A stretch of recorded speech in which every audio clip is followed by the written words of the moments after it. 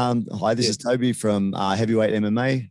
Here today talking with one of the mainstays of New Zealand combat sports, a gentleman who has fought both amateur and professionally in kickboxing and boxing against the likes of Oceania stars, Peter Graham, Jason Suttie, held 6 New Zealand titles from different weight divisions, light heavy to super heavy, journalist, commentator, analyst, and now part of the renowned team, CKB team, coaching and leading the charge in the UFC and other international promotions. Thank you very much for your time, Mr. Angove. Mr. Angove, you can stop that right now. Got to be respectful, be respectful, mate. Yeah, man. So just kicking straight into it, I wanted to know what drew you into training and what was the start of your martial arts and combat sort of history? Oh, look, cut a long story short, it's actually not that original. I was bullied at school. Yep. And a couple of the guys at school studied martial arts. So when I was about 17, I got a little bit tired of it and went along to a couple of classes. And first class was a knife fighting class. Yep. Where we had rubber knives with red lipstick. And I actually did better than the guys who'd been training martial arts for a few years in the old knife fighting. So yeah, one thing led to another. And a couple of years later, I was making my kickboxing debut, and then got my black belt and rah-de-de-rah. Yeah, and then you follow your pathway as you do. Went around New Zealand initially, trying to find really good trainers, and I was lucky to have a lot of good mentors. Then decided to hop in some manky old mini of my mates one day to go to Auckland for a fight, and that was my third fight. I won a New Zealand title, and then I thought, oh shit, this was the end of my career goal, not my starting point career goal. So eventually, a couple of fights later, moved to Auckland under Balmoral Liga, and the rest is history. Yeah, beautiful. What were your strengths as a competitor, Mike? I was very technical and very fit. Yeah. It was only later in my career that I started to develop sort of knockout power. I tended to be very conservative. I was less a fighter than I was a technician. Yep. And to be honest, I was a nervous wreck, but I thought, I was terrible. You thought I was heading off to the gas chambers watching you. But, a few of those 48 odd fights later, obviously I kept enjoying it and kept giving it a nudge. And yeah, it's traveled me around the world, and probably a better coach than I was a fighter. Very analytical in the way I approach the game. And I've been fortunate now. I've been part of, I guess, 2 heydays, if you like, for Oceania. And I say Oceania rather than New Zealand, because I've been there in the K1 days, cornering, acting as a southpaw punching bag for Ray Seffel. Mark Hunt, of course, who's kind of claimed by both countries. Sammy Greco, who was a fantastic fighter in his own right. Stan the Man, Adam Watt, who I was giving a shout out to the other night. I mean, these guys paved the way, and then a number of years, 20 years later, we've got the second coming with the likes of Israel Adesanya, obviously, Alex Volkanovski, and probably the epitome of Oceania, Robert Whittaker, who's Kiwi born and Australian made. Yeah. And a number of other guys who are competing at the highest level, not just in MMA, because that gets all the focus these days, but kickboxing in general. You can't go past Carnage, you can't go past John Wayne Parr, who's obviously got Holtzkin coming up. We've all kind of grown up both competing and feeding off each other, if you like. So yeah, I've been fortunate to work through both of those periods, and now we're obviously in a real upswing. as long as you don't talk about Jake Paul, that is. And yeah, we're all good. Yeah.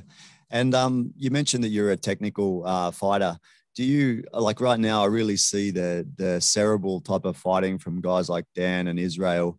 Do you think that you were as cerebral when you were fighting as these guys? Is that something you've kind of fed into a little bit amongst you and your coaching team? Look, I think what you have to look at is the origins, and the origins go back for the majority of our coaching team to Lolo Heimoli,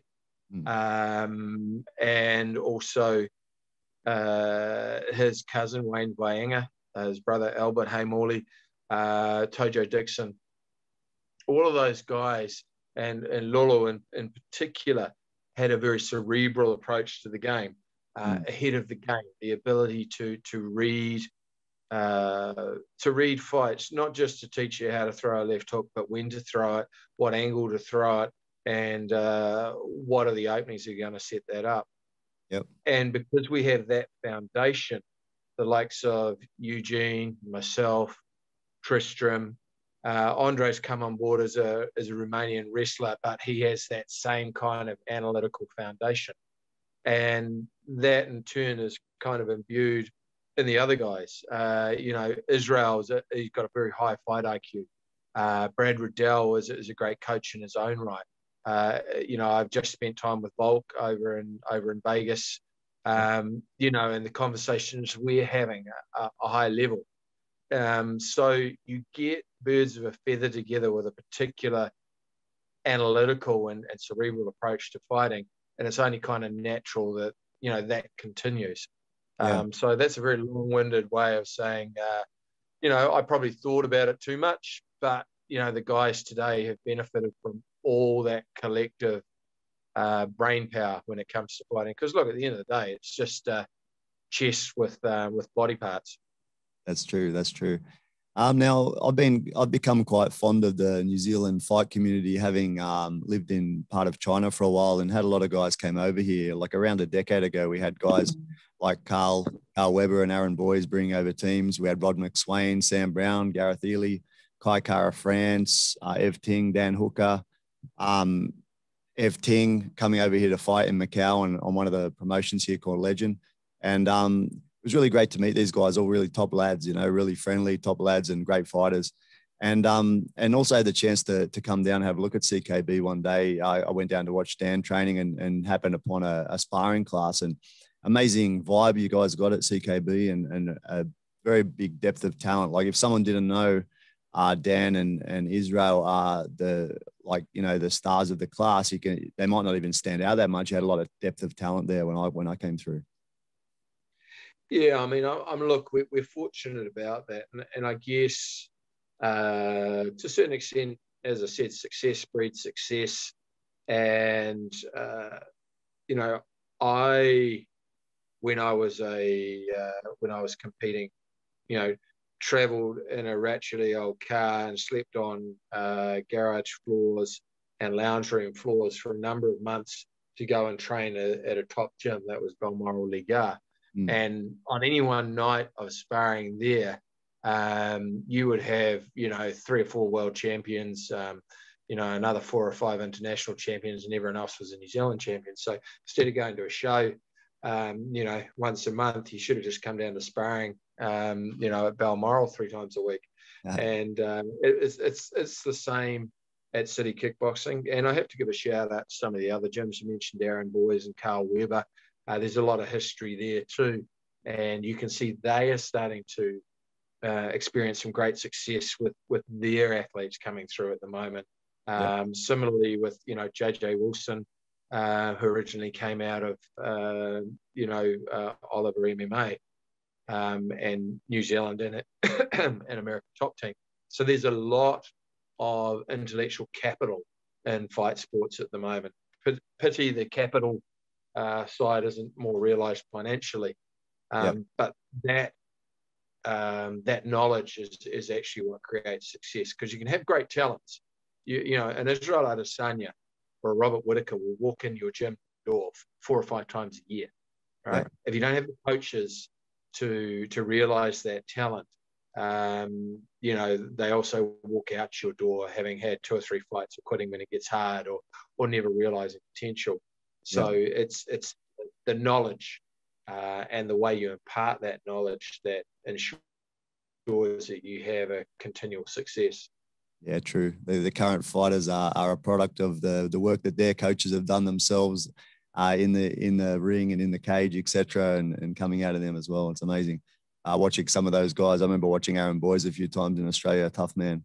And obviously all these guys and yourself done a lot of work to help develop the sport.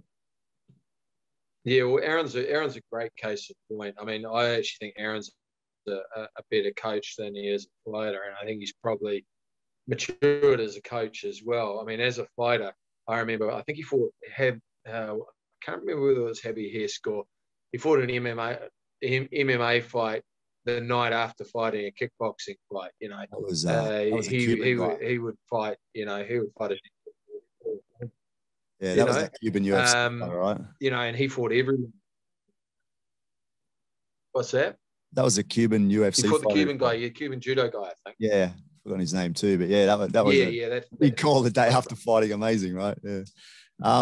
So that brings us on to.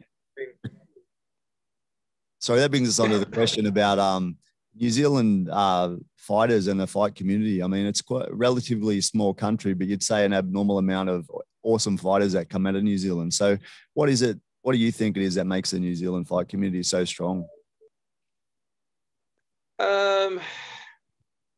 I think we're a good bunch of mongrels all mixed up.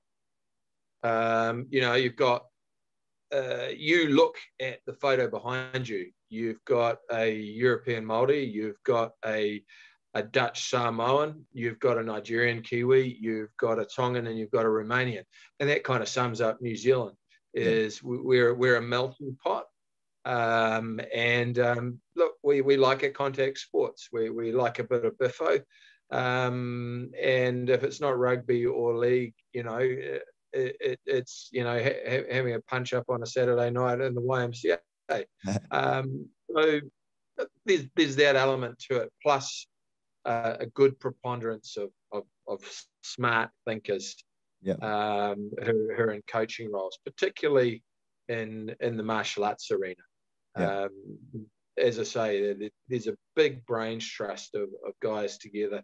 The other thing too is I think we don't have the physical numbers of, say, even Australia. You know, you don't necessarily have the physical numbers of talented guys walking through the door. Yeah. So once we get out of the realm of fighting each other, which, let's be honest, is only 3 or 4 fights if you're in New Zealand, you know, it doesn't take long before you fought everyone that's in your division. Then we have to work together, and we have to work together to take on, you know, on the rest of the world.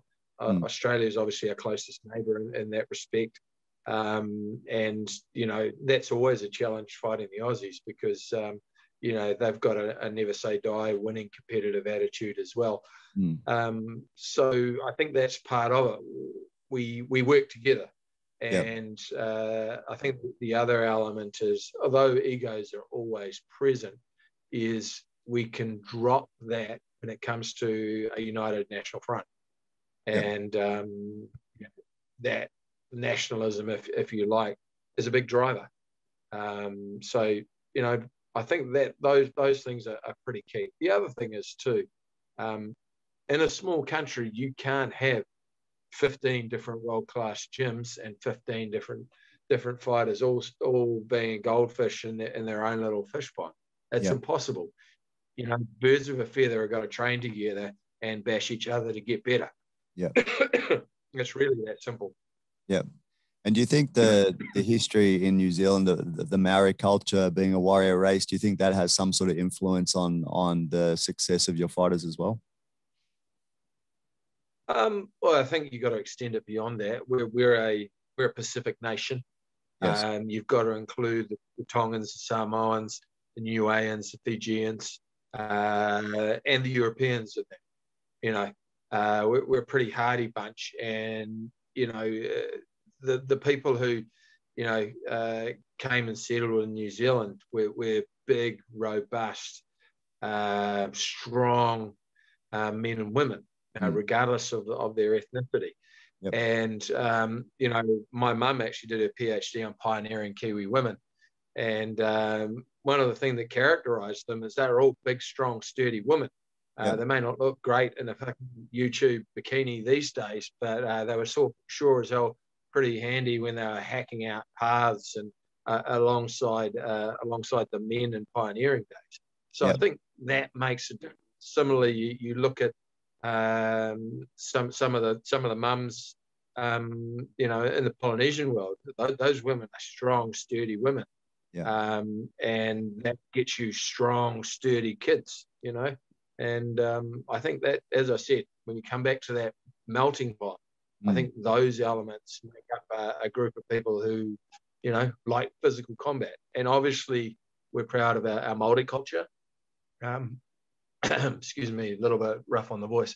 We're proud of our Maori culture, and that's something that is embedded with the All Blacks. But more broadly speaking, we adopt that identity to a great extent ourselves. Again, regardless of our ethnicity, that underdog and that warrior spirit, I think, is something that's adopted across Kiwi culture. Yep. Now, onto a different subject. You're working in the gyms and training the gyms for so long. You have people walk into the gym to start training. What is it that you think differentiates someone who comes into the gym as a potential warrior, fighter, someone that will take it that extra mile and actually go into the combat arena? Oh, look, I don't think it's brain surgery. You can't just have a competitive spirit. You have to have a will to go outside your comfort zone, and you have to have a will to be comfortable losing, be comfortable not winning the whole time in order that you grow. And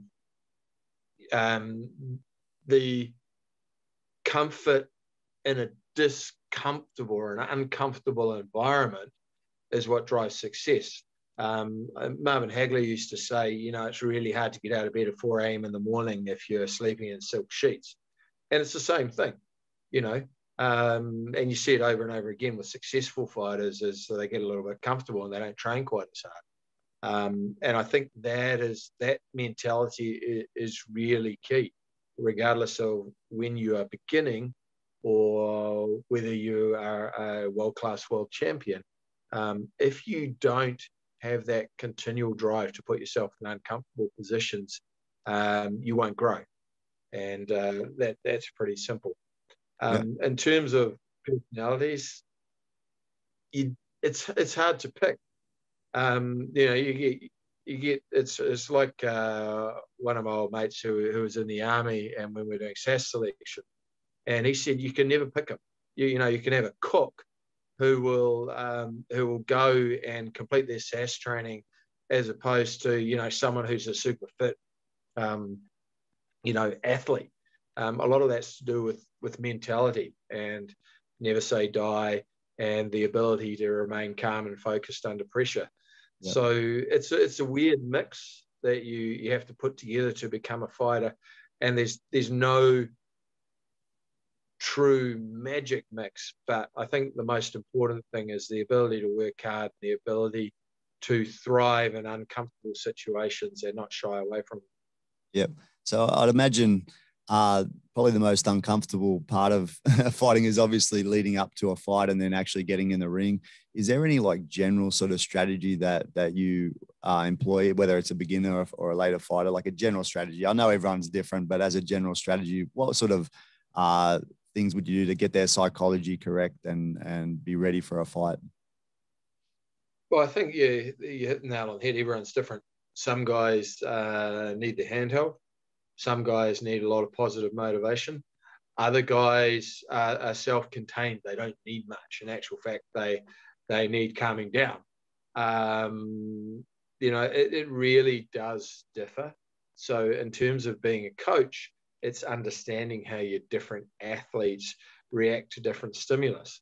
You know, and that's quite a wide variation.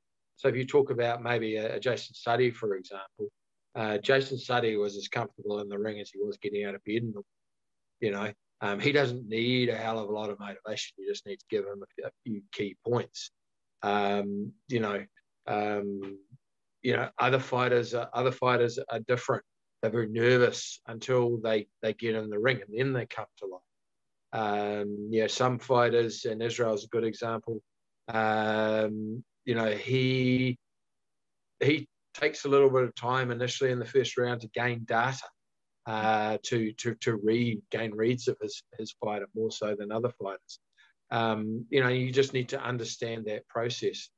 But look, a lot of that relationship is sustained not when you're getting in the ring. It's sustained through the weeks, months, and years of training to understand your fighter, to have developed trust and confidence, and for them to hear a singular voice and you know, in the midst of a maddening crowd, literally, to be able to hear that voice, hear one or two key things, and be able to act on it. So it's not a simple formula there. It's really it really just. And in our case, because we're, you know, City Kickboxing, we have a number of coaches. You know, and I haven't mentioned Doug Viney in that group either, who's, you know, ex-Olympian, you know, K1 champion, final 16 in the world in K1, etc.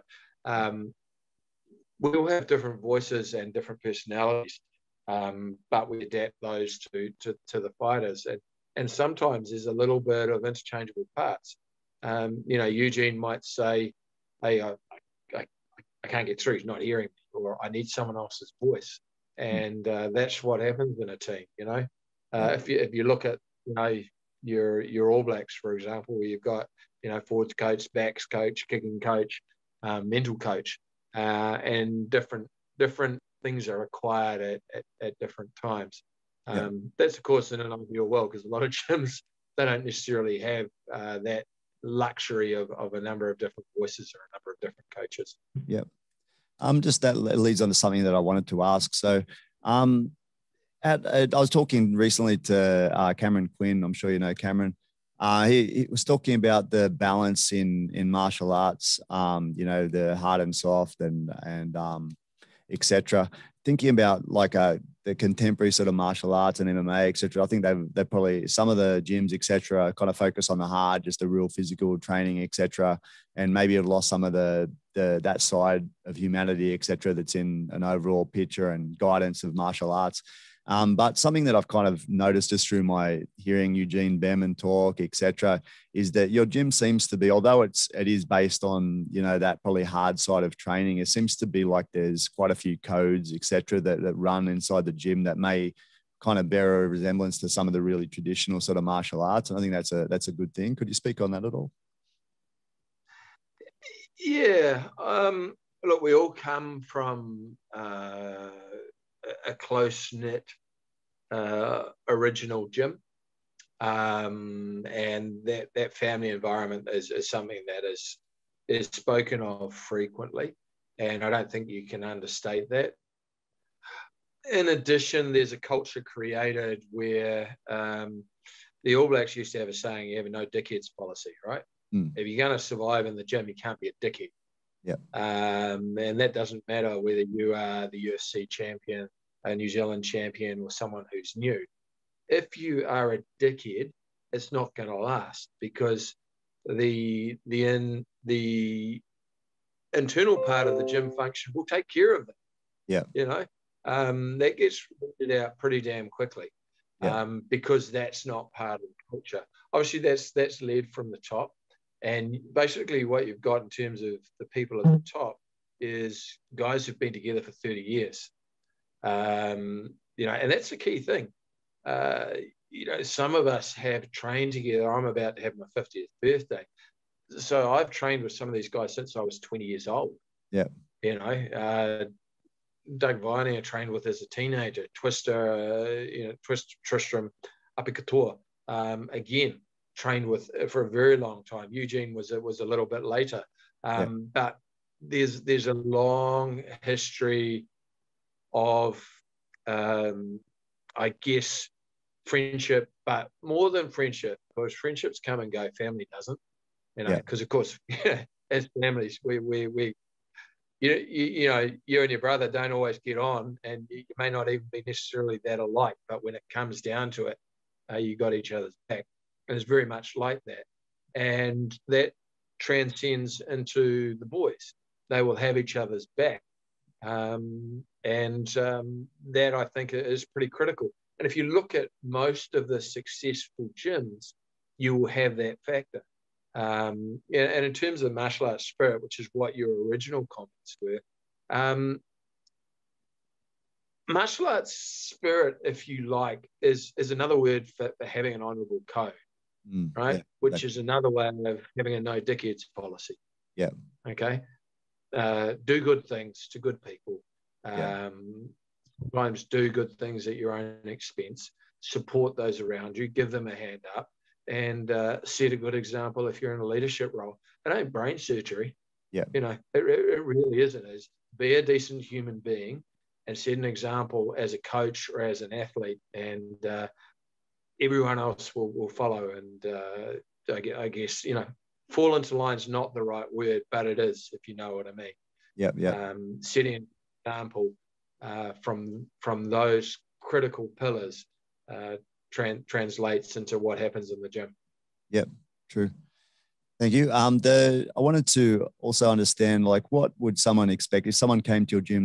Their ideas or plans, goals were to be a pro fighter. What would they expect in terms of training, etc.? What would be the requirements of someone that, you know, is working towards that goal? Well, it's interesting you ask, because we have, particularly now that the old bubble's open, we've got a lot of requests from people coming into the gym. You know, it depends on where you come. If you come as a ranked beginner, you know, let's get you through the classes. Let's teach you the fundamental skills. Yeah. Let's prepare you well, and give you a really good foundation so you can have your first amateur fight. So you have your first few amateur fights, you know, so you can learn and grow. Israel, for example, you know, that's a 10-year process, you know. That's 10 years pretty much under the same mentorship. So that's a long-term commitment. If you're talking about top level fighters, either they're top amateurs or you know, professional fighters coming into the gym, well, a lot of their foundation is already there. So then you go to what's your motivation for coming here? Is it steel sharpens steel? Is it learning, adding elements to your game that you feel you need to add? Is it that the particular style suits the style that you've already established?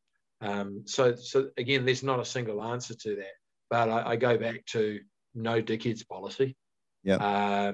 Be willing to learn, be willing to share, you know, check your ego at the door. And that's in spite of the fact we are in an individualistic sport. Yeah. And that's, you know, have decent values. Yeah. It's pretty much that simple. If you don't have those decent values, or you fake those values, you will not last, because you'll be found out. Yeah. And what sort of training levels would be expected at that sort of level? Like at a pro level, what would be the expectations of, like, you know, hours to put in or sessions they probably need to do, just as a general rule? Look, we follow the science in terms of our workloads, but I wouldn't expect anyone who is under 35, and I'm making that differentiation because older athletes require slightly different workloads, I wouldn't expect you not to be training at least 11 sessions a week, which is twice a day, 5 days a week, and once on a Saturday. But I'd suggest that most of the guys are probably doing 15, 16 sessions a week. And I'm including into that your conditioning training, your rehab training, your yoga, your other work that you do other than, you know, skilled technique. You know, in terms of hours, you know, you have I would suggest you're doing 3.5, 4 hours a day in the gym minimum. for 5.5 days a week. Yeah. And then obviously your rest is important. But, you know, people differ. Some people are crazy. They do 5 hours a day. Yep. Others less so, they do 3 hours a day. If you're over 35, and I'll add this in, because that does make a difference. As you age, your recovery, or your ability to recover, becomes less. So that becomes about training smarter, not harder. Although ideally you want to be doing that at a younger age as well. But over 35, you are more likely to focus on very much on the elements you need, as opposed to the extra stuff. And to be honest, again, at that age, probably the technical side you've already learnt, although you're still refining that. So then it becomes about game plan, conditioning, you know, and maintenance. So yeah, again, I'm pretty good at the long-winded answers. Oh, that's great stuff. Great stuff. Just one last question. I want to know, like, from when you were fighting to the present day fighters, what would you say are the biggest sort of differences? I think you ask any intergenerational coach, they'll say the same thing, which is, back in my day, we strapped meat to our legs and got chased around the block by dogs. You know, we ran across railway tracks in bare feet. I think as you go on, the knowledge of how you train improves. You know, when I was younger, a lot of road work, you know, and although we had weight training and plyometrics involved in it, it wasn't as managed as perhaps it is today. You know, these days we're monitoring HRV, you've got heart rate monitors, you are checking your pulse rate, you're working on your breathing, you've got a lot more rehab and warm up done, and your stretching, etc. You know, and your training is periodized. Well, certainly for us, it is periodized in a much more regulated fashion. You know, it's not just turn up, spar, smash the bag, smash each other, do 1,000 sit-ups and get out of here. Yeah. You know, you're monitoring what you're doing, and you're very careful about what you're doing. Similarly with fight preparation, we've got videotape for Africa these days. So, you know, your secret weapon doesn't remain secret for very long. Yeah. You know, great example is Rob's 2-trail 4 that he throws on the weekend. You know, he throws the right hand to disguise the right kick coming through. Yeah.